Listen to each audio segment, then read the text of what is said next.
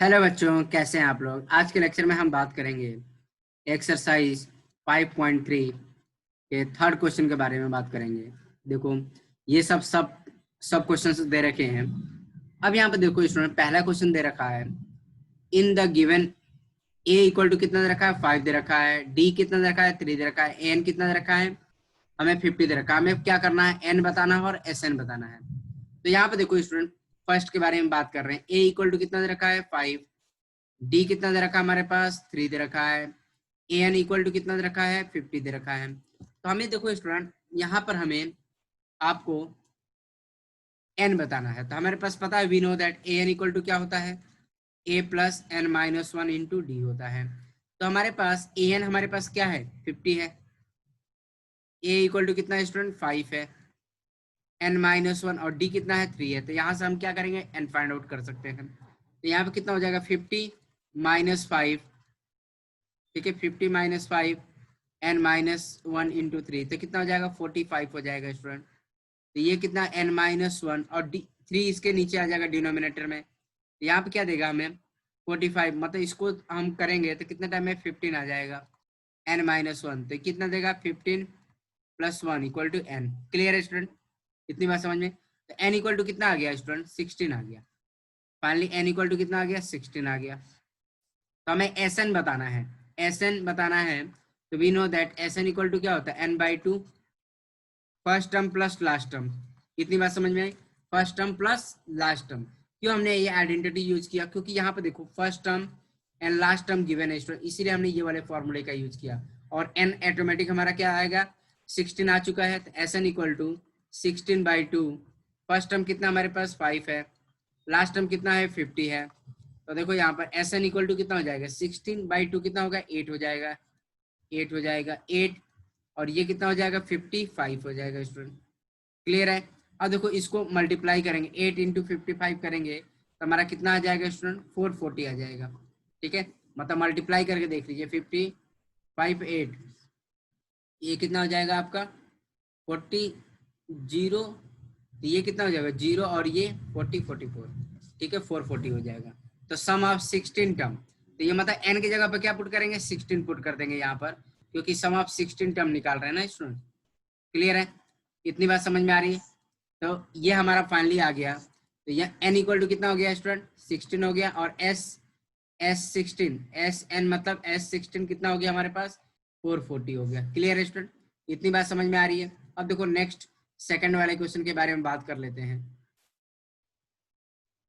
तो देखो बच्चों, सेकंड क्वेश्चन के बारे में बात करेंगे। आप यहाँ दे रखा है a इक्वल टू कितना दे रखा है 7 दे रखा है, A13 इक्वल टू कितना दे रखा है 35 दे रखा है। हमें क्या बताना है, D बताना है और S13 बताना है। तो देखो स्टूडेंट, A13 इक्वल टू दे रखा है 35, तो A13 को क्या लिख सकते हैं A plus 13 minus one into d equal to 35 है। ठीक है, अब देखो A की वैल्यू कितनी है 7 है, यहाँ पर पुट कर लेंगे 7 plus 13 minus one into d equal to 35। तो यहाँ से क्या हो जाएगा 12, देखो 7 को इधर लेके आओ, तो 12D equal to 35 minus 7। Clear है स्टूडेंट, तो ये कितना हो जाएगा आपका 35 माइनस 7 करेंगे तो 12D इक्वल टू 28 हो जाएगा स्टूडेंट, 28 हो जाएगा। क्लियर है, तो D इक्वल टू कितना आ गया 28/12 आ गया। क्लियर है, तो अब यहाँ पर देखो इसको हम कैंसिल करेंगे, तो अगर 14 6 मतलब ये आ जाएगा D इक्वल टू, अगर मान लो आप 2 से कट करेंगे तो 14 आ जाएगा। ठीक है, कट करके देखते हो, 2 से कट करेंगे तो 14, फिर 2 से किया इसको 6 आ जाएगा, फिर इसको हम करेंगे 2 से करेंगे तो 7 और ये 3 आ जाएगा। तो फाइनली D जो आएगा 7/3 आ जाएगा स्टूडेंट। क्लियर है, D की वैल्यू कितनी आ गई 7/3 आ गई। ठीक है, अब क्या बोल रखा है S13 बताने के लिए। तो वी नो दैट SN का फॉर्मूला क्या होता है n/2 first term plus last term, first term plus last term. क्यों हमने ऐसा किया, क्योंकि A13 हमारे पास क्या है, देखो A1 A2 A3 up to A13 तक ही है। तो A हमारे पास क्या होगा फर्स्ट टर्म होगा, ये 7 दे रखा, A13 कितना हमारे पास लास्ट टर्म होगा, और ये भी हमें दे रखा, और सम ऑफ इसका ही बताना है, सम ऑफ S13 ही बताना है। तो लास्ट टर्म का ही काम करेगा। n की वैल्यू कितनी है 13 है, डिवाइड बाई 2, फर्स्ट टर्म कितना है स्टूडेंट देखो फर्स्ट टर्म क्या हो जाएगा आपका 7, और ये कितना 35 है, तो ये कितना हो जाएगा S13, 13/2, ये कितना हो जाएगा, देखो 35 + 7 कितना हो जाएगा 42 हो जाएगा स्टूडेंट। क्लियर है, इतनी बात समझ में आ रही है।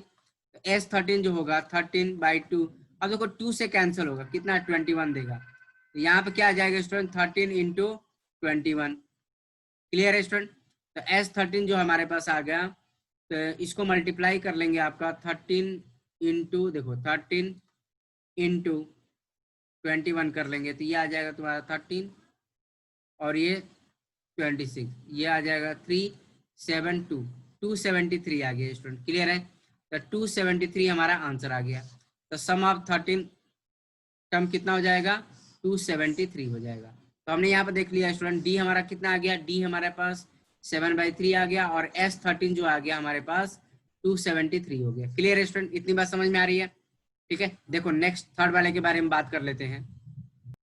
तो देखो बच्चों, मतलब ये थर्ड वाले के बारे में बात करेंगे। A12 कितना दे रखा है हमारे पास 37 दे रखा है। डी हमारे पास कितना दे रखा है 3 दे रखा है। हमें फाइंड आउट करना है ए और S12 बताना है।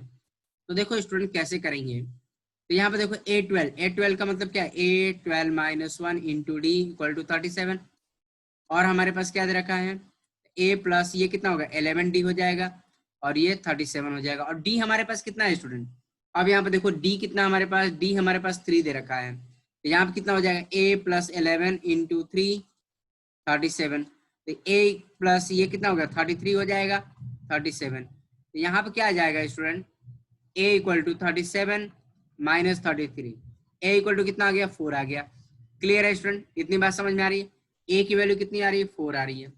अब हम क्या काम करेंगे कि S12 बताना है। S12 तो हमें पता है, फॉर्मूला पता है, वी नो दैट Sn = क्या होता है n/2, और first term plus last term का हमें फॉर्मूला पता है A + an।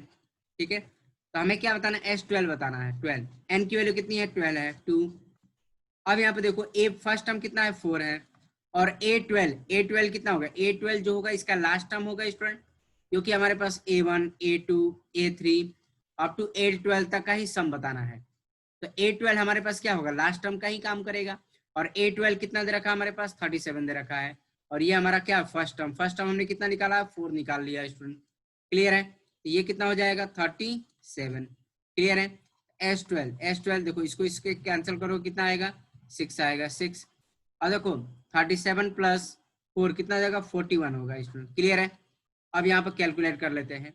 तो S12 = 4 × 6 × 41, इसको मल्टीप्लाई करेंगे कितना आ जाएगा स्टूडेंट, तो 41 × 6 6 24 246 होगा। ठीक है, तो S12 कितना हो गया 246 हो जाएगा। क्लियर है स्टूडेंट, तो फाइनली हमारे पास आंसर मिल गया। तो देखो हमने आंसर कैलकुलेट कर लिया, A की वैल्यू भी कैलकुलेट कर लिया, और S12 की वैल्यू, A की वैल्यू कितनी आ गई स्टूडेंट, A12 की मतलब A की वैल्यू हमारे पास 4 आ गई, और S12 की वैल्यू कितनी आ गई 246 हो गई। क्लियर है स्टूडेंट, इतनी बात समझ में आ रही है। अब देखो हम नेक्स्ट क्वेश्चन के बारे में बात करेंगे, फोर्थ के बारे में बात कर लेंगे अभी। तो देखो बच्चों फोर्थ क्वेश्चन के बारे में बात करेंगे। तो ए थर्ड टर्म कितना रखा 15 दे रखा है, सम ऑफ 10 टर्म कितना रखा 125 दे रखा है, डी हमें बताना है और A10 बताना है। तो देखो बच्चों कैसे करेंगे, तो ए थर्ड टर्म कितना दे रखा है हमारे पास 15 दे रखा है, तो ए थर्ड टर्म को क्या लिखेंगे A + 3 - 1 × D, ठीक है, = 15, तो ये कितना हो जाएगा A + 2D = 15 हो जाएगा। ठीक है, इसको हम इक्वेशन 1 बना लेंगे। इतनी बात समझ में आ रही है स्टूडेंट, क्लियर है। अब क्या हमारे पास, ये हमारे पास गिवन था, अब हमारे पास क्या दिखा S10 कितना हमारे पास है 125 है। अब हमें पता है Sn का फॉर्मूला क्या होता है स्टूडेंट n/2, ठीक है, n/2 2a + n - 1 × D, ये वाली आइडेंटिटी यूज कर लेंगे। तो देखो S10 की जगह पर क्या हो जाएगा, देखो S10 की जगह 10/2, ठीक है, 10/2 क्या हो जाएगा 2a हमारे पास नहीं दे रखा 2a + 10 - 1 × D हो जाएगा। क्लियर है स्टूडेंट, इतनी बात समझ में आ रही है। और देखो S10 = कितना हो जाएगा, S10 = हमारे पास 5, और ये तुम्हारा 2a + 9D, ठीक है। S10 कितना रखा है 125 दे रखा है, ठीक है, 125 दे रखा है, ठीक है, 5 2a प्लस 9d, ये कितना मिलेगा स्टूडेंट? तो देखो, तो 125 divide by 5 2a plus 9d, ठीक है, तो ये कितना हो जाएगा? 25 हो जाएगा। तो 2a plus 9d equal to 25। तो इसको हमें सॉल्व करने पर कितना मिला स्टूडेंट? इसको हमें सॉल्व करने पर कितनी, कौन सी इक्वेशन मिली? 25 equal to 2a plus 9d। ये हमारे पास कौन सी इक्वेशन आ जाएगी? Second equation. क्लियर है स्टूडेंट? इतनी बात समझ में आ रही है? सॉल्विंग इक्वेशन 1 एंड 2, ठीक है, इसको हम यहीं पर सॉल्व करेंगे, यहीं पर सॉल्व करेंगे, कोई दिक्कत नहीं, यहाँ पर साइड वर्क नहीं करना है, यहीं पे आपको कैलकुलेट करना है स्टूडेंट। क्लियर है? तो देखो कैसे करेंगे, यहीं पर कर देता हूँ मैं आपके लिए।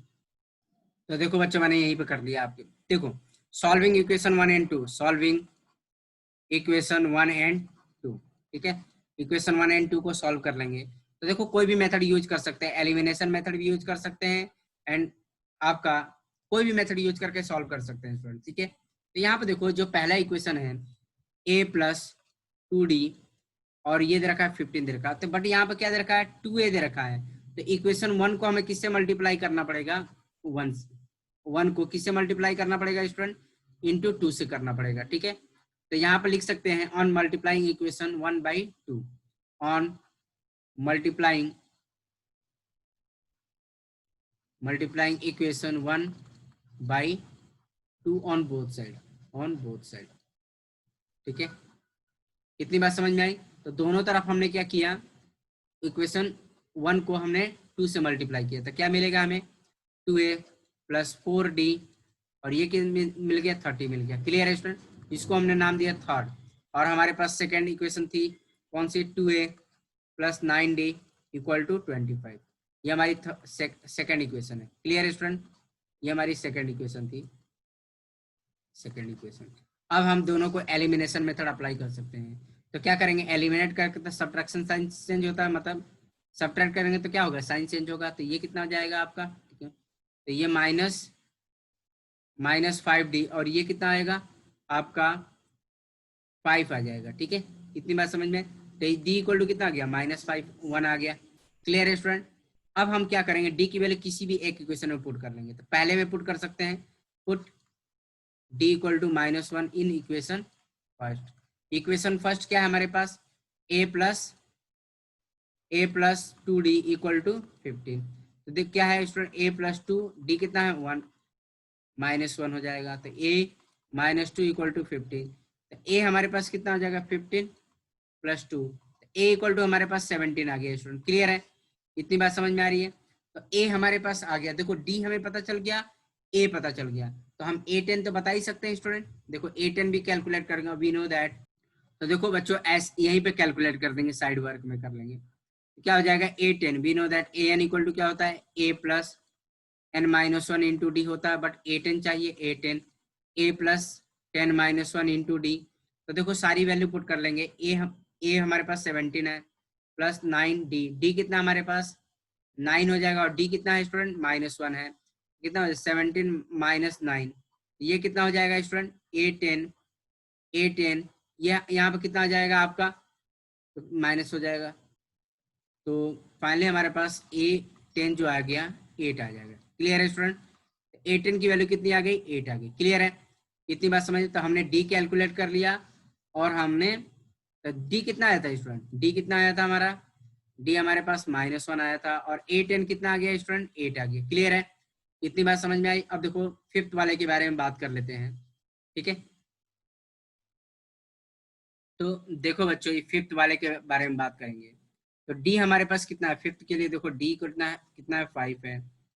S9 कितना दे रखा है? S9 क्या होता है? 75 है। अब यहाँ पर देखो स्टूडेंट, वी नो दैट